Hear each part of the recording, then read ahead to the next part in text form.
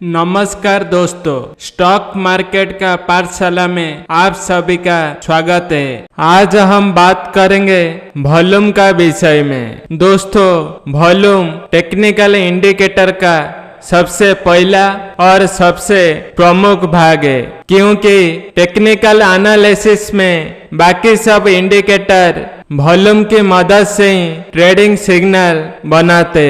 सोचिए, अगर किसी स्टॉक या कमोडिटी में वॉल्यूम नहीं होगा तो उसमें ना कोई प्राइस ऊपर नीचे होगा, ना कोई दूसरा इंडिकेटर। इसलिए आप यहाँ समझ लीजिए, वॉल्यूम टेक्निकल इंडिकेटर्स की सबसे महत्वपूर्ण तरीके। दोस्तों, इस वीडियो में हम समझेंगे कि वॉल्यूम क्या होता है और वॉल्यूम का बाजार का ऊपर क्या प्रभाव पड़ता है। दोस्तों, सबसे पहले हम यह समझते हैं कि वॉल्यूम क्या होता है। शेयर बाजार या कमोडिटी बाजार में दिन के दरिया जो खरीदी और बिकवाली होती है, उसके आधार पर अब तक कितना ट्रेडिंग हुई है या दिन के दरिया फुल कितना ट्रेड हुआ है, वह संख्या हम वॉल्यूम के आधार पर जान सकते। या कहे कि दिन के दरिया जितना खरीदी और बिकवाली की संख्या होती है उसे वॉल्यूम कहते। वीडियो में जो आप चार्ट देख रही है, हरे और लाल रंग के बार को वॉल्यूम को इंडिकेट करने का इंडिकेटर कह सकते। यही बार चार्ट में वॉल्यूम को दर्शाते।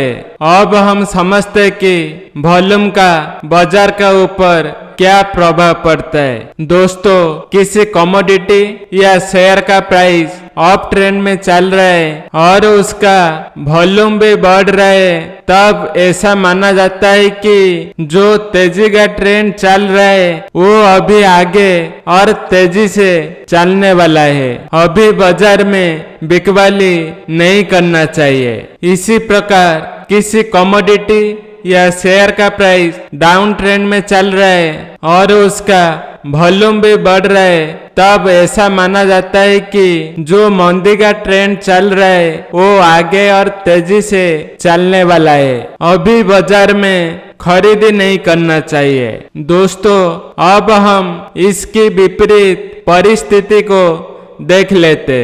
अगर किसी कमोडिटी या शेयर प्राइस अप ट्रेंड में चल रहा है और उसका वॉल्यूम भी घट रहा है, तब ऐसा माना जाता है कि जो तेजी का ट्रेंड चल रहा है वो किसी भी समय मंदी का ट्रेंड में बदल सकता है। इस समय बाजार में खरीदी नहीं करना चाहिए। कुछ इसी प्रकार किसी कमोडिटी या शेयर का प्राइस डाउन ट्रेंड में चल रहा है और उसका वॉल्यूम भी घट रहा है, तब ऐसा माना जाता है कि जो मंदी का ट्रेंड चल रहा है वो किसी भी समय तेजी का ट्रेंड में बदल सकता है। इस समय बाजार में बिकवाली नहीं करना चाहिए। दोस्तों, वॉल्यूम में ध्यान देने वाली बात यह है कि एक या दो कैंडल में वॉल्यूम घटने से या बढ़ने से बाजार के ट्रेंड में कोई फर्क नहीं पड़ता है। कई लोग होते जो हर कैंडल में वॉल्यूम को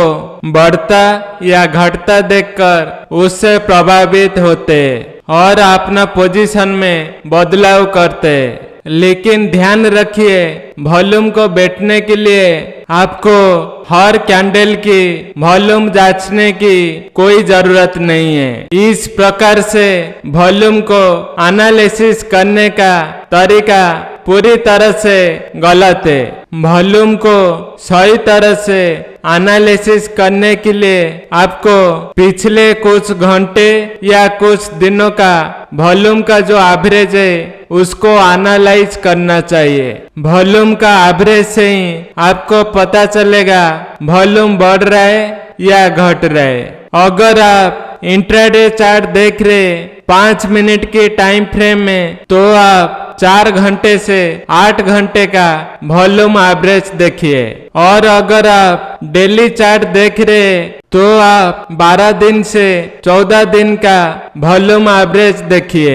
और अगर आप वीकली चार्ट देख रहे तो आप 21 दिन से 28 दिन का वॉल्यूम एवरेज देखिए। इस प्रकार से अगर आप वॉल्यूम का एवरेज देखेंगे तो आपको दूसरा इंडिकेटर से अच्छा परिणाम मिलना शुरू हो जाएंगे।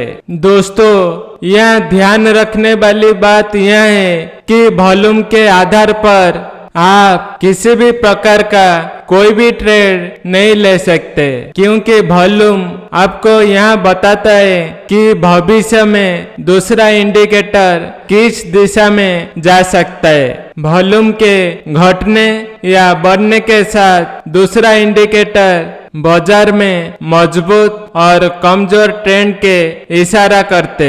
तो दोस्तों, यह थी वॉल्यूम के विषय में संपूर्ण जानकारी। उम्मीद है यह जानकारी आपको पसंद आई होगी। आज का वीडियो देखने के लिए आप सभी का बहुत बहुत धन्यवाद। अगर हमारा वीडियो आपको अच्छा लगा तो हमारा चैनल को लाइक, शेयर एंड सब्सक्राइब कीजिए। Thank you.